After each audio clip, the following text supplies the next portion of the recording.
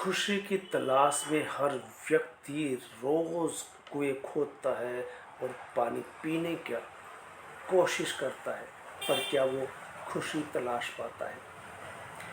खुशी कहीं नहीं है, अंदर है। हम बाहर तलाशते हैं। खुशी के लिए इंद्रधनुष होने की जरूरत होती है, और इंद्रधनुष क्षणिक होता है। खुशी डेनमार्क की हुगे शैली में नहीं है। साक्षर होने पर देश विकास करता है, खुशी का इंडेक्स बढ़ता है। वो प्रदर्शन अच्छा हो, सुनियोजित हो, तो व्यक्ति और देश दोनों का विकास होता है।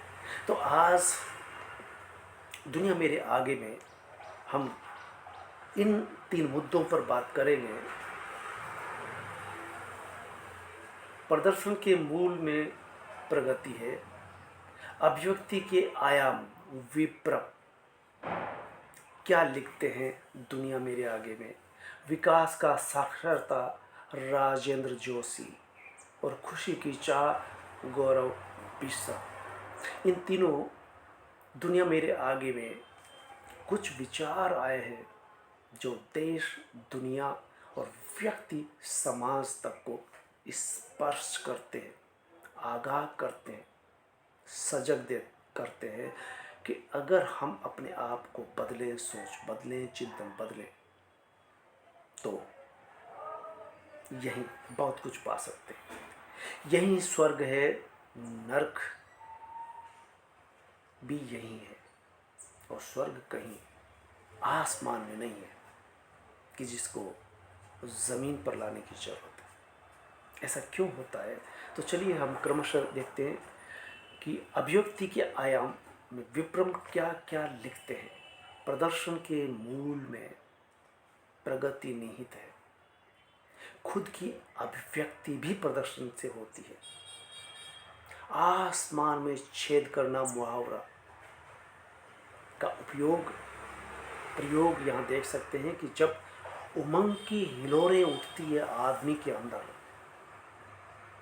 तो खास उमंग जब उठती है तब लगता है कि आसमान में छेद कर दिया गया।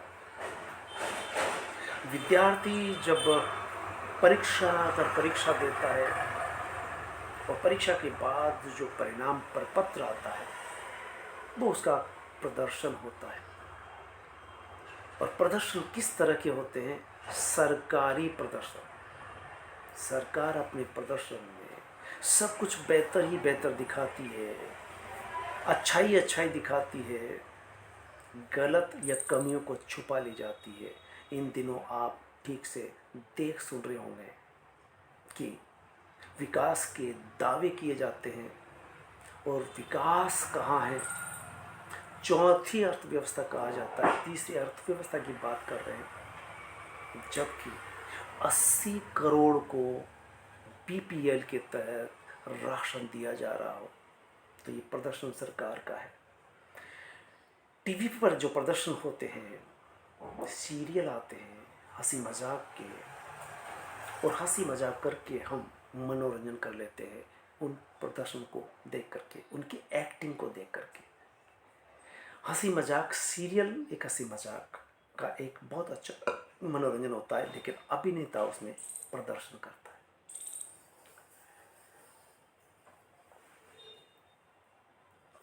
विद्यार्थी जब यू आकार में कक्षाओं में बैठते हैं तो कहते हैं कि उसमें समानता झलकती है। हर विद्यार्थी शिक्षक के सामने होता है।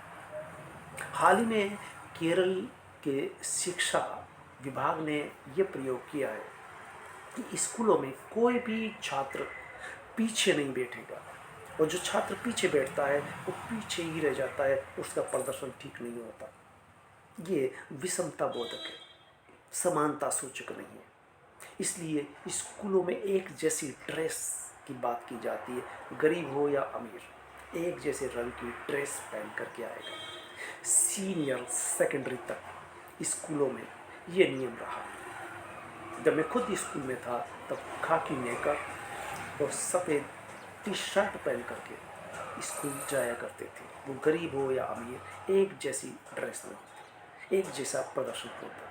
तो यू आकार में बिठा करके विद्यार्थियों में समानता का और बराबर प्रदर्शन करने का एक इंतजाम किया गया है, एक प्रयोग किया गया है। देखते इस प्रयोग का क्या हश्र होता है, क्या परिणाम आते हैं। ये इसी वर्ष की घटना है। अखबारों में खूब इसके बारे में आया, विचार हुआ, अखबारों में छप रहा है।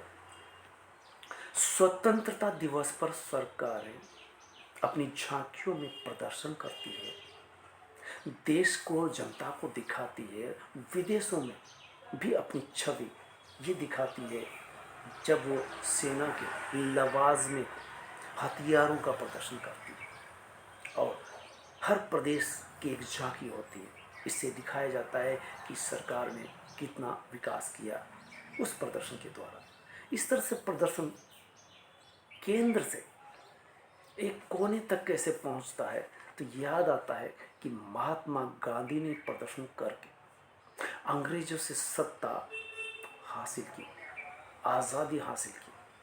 आज प्रदर्शन करने वालों पर लाठियां बरसती है। जिला कलेक्टर के यहाँ प्रदर्शन लेकर के जब लोग जाते हैं तो उनको दूर ही रोक दिया जाता है, बैरिकेड लगा दिए जाते हैं, या मेन गेट के बाहर दूर प्रदर्शन करने के लिए एक छोटा सा कोना दे दिया जाता है। केंद्र सरकार हो या राज्य सरकार हो, जब किसान आंदोलन करते हैं तो 700 किसान मर जाते हैं। सरकार के कानों पर जूं तक नहीं रेंगती। किसान आज भी हड़ताल कर रहे हैं, लेकिन सुनवाई नहीं कर रहे। तो याद रहे, लोकतंत्र प्रदर्शन से मजबूत होता है। अगर प्रदर्शन करने से देश को आज़ादी मिली है, तो प्रदर्शन करने से देश को का लोकतंत्र मजबूत होता है। इस तरह से हम देश के लोकतंत्र को कमज़ोर कर रहे हैं प्रदर्शन से बच करके।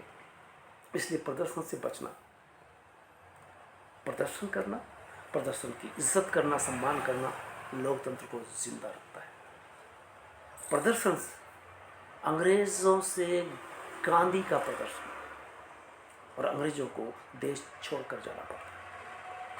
क्या कारण है कि जब भी कहीं आवाज़ उठती है, गांधी का नाम आता है, तो पहले गोडसे का नाम आ जाता है। इससे जाहिर होता है कि इस समय सरकार और पार्टी गांधी के बजाय गोडसे को महत्व दे रही है।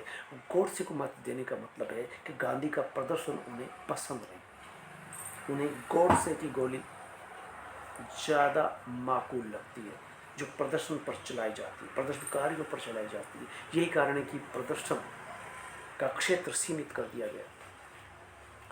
दूसरा पॉइंट आता है विकास बनाम साक्षरता। राजेंद्र जोशी कि साक्षरता देश के लिए कितनी जरूरी है। आज़ादी के बाद साक्षरता पर जोर दिया गया। देश जब गुलाम था तो अंग्रेजों ने शिक्षा पर जितना ध्यान दिया जाना चाहिए नहीं दिया गया, सो पूरा देश निरक्षर, काला अक्षर, भैंस बराबर रहा।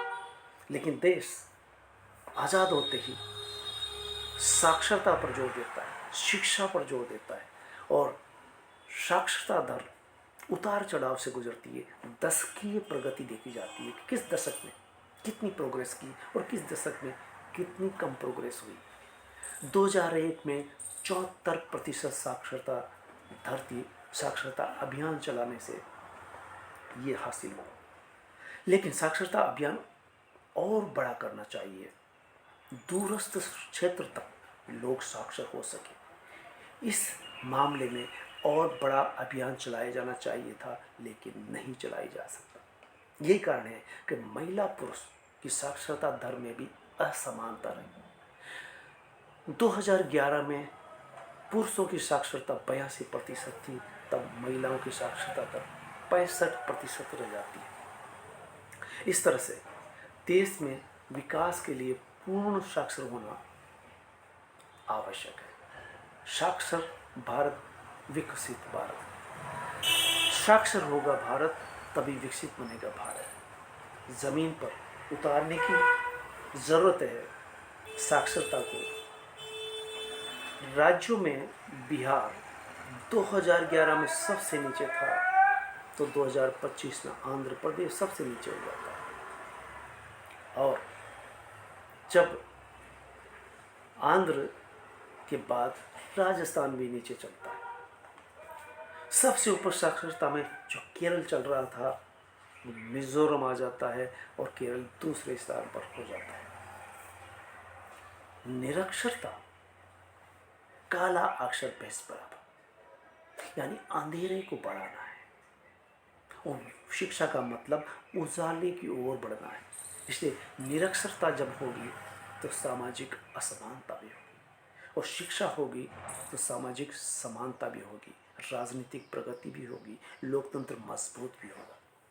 और तीसरा है खुशी की चाह, गौरव बिश्रा का यह दुनिया मेरे आगे एक मनोवैज्ञानिक लेख कह सकते हैं। खुशी मिलती नहीं, तलाशी जा रही है। प्रसन्नता के अभाव का कारण रेखा विज्ञान है। हम खुशी तलाश रहे हैं लेकिन प्रसन्नता दूर दूर तक चली जा रही है।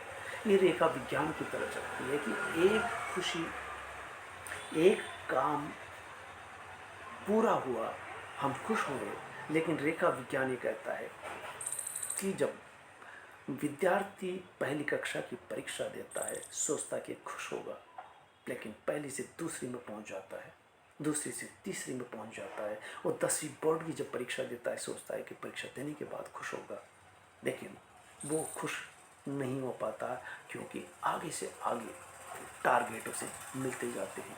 यही व्यक्ति की जिंदगी में घटित हो रहा है, क्योंकि जो नहीं है हमारे पास हम उसे तलाशते हैं और वो जो बाय द वे मिल भी जाता है तो फिर एक दूसरी रेखा खड़ी हो जाती है जिसे पार करना होता है और उसे पार करते हैं कि दूसरा एक और लक्ष्य मिलता है। जो नहीं है उसे पाने में हम लगे रहते हैं ता जिंदगी, जो नहीं है वो बनने में लगे रहते हैं। इसी तरह से इच्छाओं का गुलदस्ता है ये जिंदगी। एक इच्छा पूरी नहीं होती कि दूसरी इच्छा नजर आती है। अगर हमने कोई इच्छा बनाई, अगर वो पूरी हो गई तो उसी के बाद दूसरी इच्छा नजर आती है। इस तरह से इच्छाओं में अगर हम खुशी तलाशते हैं तो संभव नहीं है। इसलिए कृत्रिम सुख, बाहरी दिखावे में, भौतिकता में, कृत्रिमता में सुख कभी नहीं मिल पाता, क्योंकि कृत्रिम सुख भी अल्पकालिक होता है, क्षणिक होता है। बाहरी टीम टाम में जो खुशी तलाशते हैं वो महरूम रह जाते हैं खुशी से, क्योंकि खुशी वहाँ होती ही नहीं है। वास्तविक खुशी क्या है फिर? ये बहुत बड़ा पॉइंट है। इसलिए राजेंद्र जोशी नहीं, गौरव बिस्सा खुशी की चाह में जो अंततः निष्कर्ष में देते हैं कि वास्तविक खुशी किस में है। वास्तविक खुशी अपनी खुशी में नहीं, अपने बनने में नहीं, अपने द्वारा भौतिकता हासिल करने में नहीं, बाजार जाकर खरीदने में नहीं। वास्तविक खुशी दूसरों के साथ बांटने में, त्यागने में। खुशी हिल मिलकर बांटने में खुशी ईजाद होती है। दूसरों को सुख देने से खुशी मिल सकती है। बल्कि खुशी यूँ कहें कि वो इंद्रधनुष का उदाहरण देते हैं कि इंद्रधनुष जब आसमान में निकलता है 7 रंगों में तो बहुत देर तक वो टिका नहीं रहता, लेकिन जितनी देर भी टिका रहता है उतनी देर वो लोगों को खुश करता है। एक खुशी का सैलाब आता है, चेहरे पर खुश, लोग देख करके खुश होते हैं। इसी तरह से खुशी भी कुछ देर की होती है। आप पल भर के लिए खुश हो सकते हैं, पर सभी को खुशी इसी तरह से मिल सकती है। स्थायी खुशी परिस्थिति चाहे कुछ भी क्यों ना हो, हर परिस्थिति में खुश रहना। परिस्थितियाँ विकट होती है, परिस्थितियाँ का सामना करना पड़ता है, और खुशी खुशी अगर सामना कर लेते हैं तो आदमी खुश रह सकता है। अन्यथा हासिल करने में कभी खुशी नहीं होती। अनासक्ति में खुशी होती है।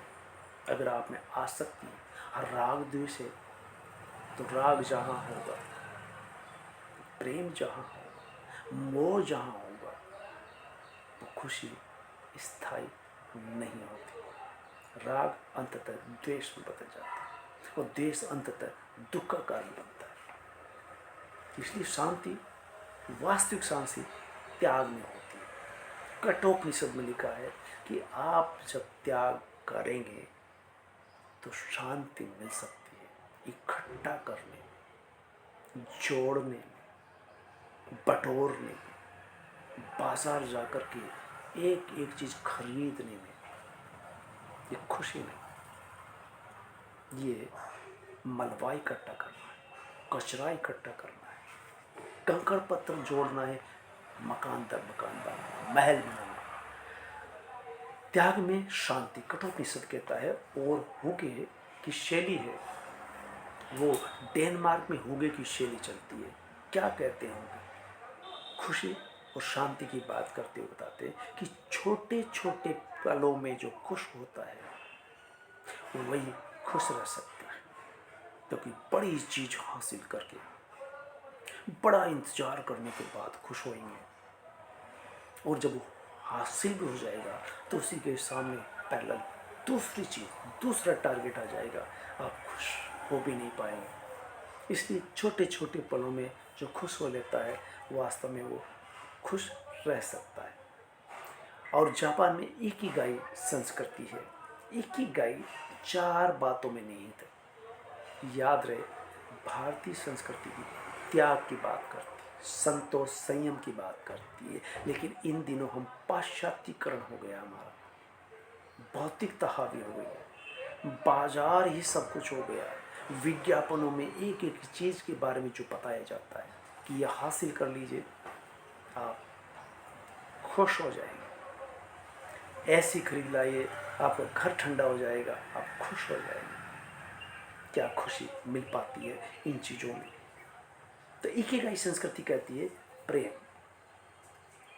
कुशल कार्य और आवश्यकताएं आपकी क्या है, आजीविका कैसी है, ये सब बातों का, सवालों का जवाब जो देता है, जिस तरह से देता है, जिनमें हम खुशी खोजते हैं, क्या वह खुशी है?